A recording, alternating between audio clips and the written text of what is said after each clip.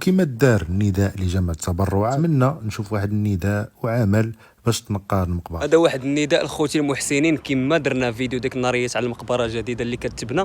هذا نداء يوم السبت 21 غادي تكون واحد الحمله اجل تنقيه هذه المقبره ديال الرحمه ديال سيدي علال كما تلقب. غادي نحاولوا نطويوها ننظفوها ان شاء الله من هاد الشوائب اللي جابس هنايا اللي يقدر يضر بزاف ديال الناس اللي كيكونوا كيتمشاو جنب القبور باش يمشيو للقبور ديال الاهل ديالهم. يقدر يصيبهم شي حنش، يقدر يقيسهم شي افعى، يقدر شي عقرب. المهم نحاولوا نطويو. اجيو مستعدين، لبسوا السبرديله كيطمه ديالكم، شي ليغات. المهم كونوا في أهبة الاستعداد يوم السبت ان شاء الله رب العالمين. هذا هو نداء جميع الساكنه ديال عين توجطات. ان شاء الله غادي تولي في احسن حله كما قال خويا يوسف، جديد له جده والباري لا تفرط فيه. وهذا هو النداء. من بعد ما شفت الفيديو ديال يوسف ومن بعد ما شفت البوست ديال رضوان حميد دوش، قررت اني ندير فيديو كما درت فيديو على المقبره الجديده.